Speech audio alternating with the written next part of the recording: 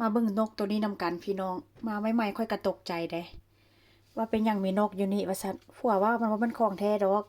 แต่ว่ามันเป็นนกแท้หั่นล่ะพี่น้องเป็นนกแท้ๆเลยเห็นบ่ผิวพรรณหุ่นมันอีหยังเป็นนกแท้ๆแต่ว่าอันย่าค่อยไปเพิ่นไปประมูลมาพี่น้องปีกกับปีกแท้ๆได้จับนี่ก็มันปีกแท้ๆหน้าตาอีหยังแม่นเบิดเขาเจ้าบ่ได้เอาแบบว่าลอกหนังมันแล้วเอามาใส่แล้วก็ยัดนุ่นเข้าไปบ่แม่นเด้อพี่น้องก็ประมาณว่าเขาเจ้าเอามาแล้วก็เจ้าฉีดสารอีหยังบ่ให้มันแข็งให้เนื้อตัวมันแข็งแต่ถามว่านกแท้บ่นกของแท้นี่ล่ะพี่น้องนกแท้ๆอุ้ยจะมาให้เบิ่งเห็นบ่มันเป็นนกแท้ๆเลยปีกเปิกมันของแท้เขาเจ้ามาฉีดสารให้มันโตแข็งหั่นน่ะพี่น้องเห็นบ่เห็นตีมันบ่เห็นบ่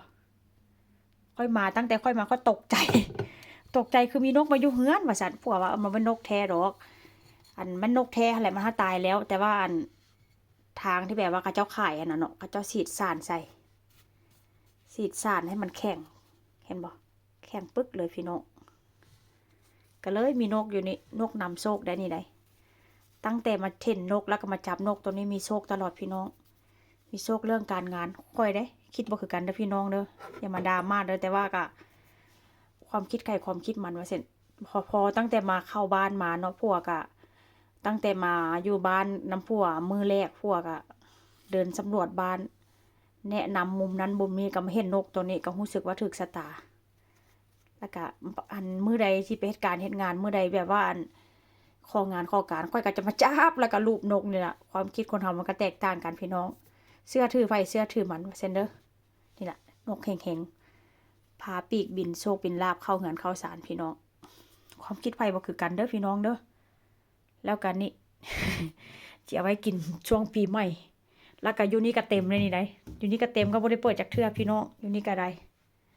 นี่ล่ะนกโชคนกลาภนี่ของแท้อยู่นี่พี่น้องอันนั้นแค่จิบอันนี้ของแท้ปีใหม่หรือว่า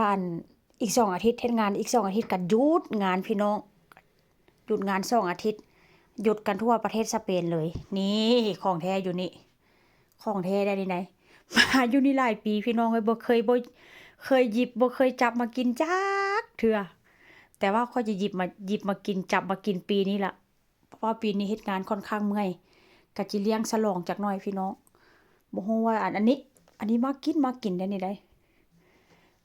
แชมเปญนี่ก็ซื้อมาหลายรอบแล้วมีจักแก้วแล้วแชมเปญนี่นะหลายแก้วแล้วเอาเถอะผู้นั้นผู้นี้ได้แชมเปญก็ได้นะสิกินแซ่บๆได้ปีนี้เด้อก็ปีนั้นที่ว่าตั้งใจสิกินทั้งก็เอาลูกนอนก็นอนลำลูกพี่น้อง บ่ได้กินจักเทื่อปีใดปีนั้นปีนี้สิจัดเมาคักๆปีนี้นะโอ้มีแต่ปิดตู้ใส่ก่อนนี่ล่ะบ่ออกมากินจักเทื่อถ้ามันเป็นแต่แนวเน่าแนวเสียก็สิเน่าสิเสียแล้วล่ะพี่น้อง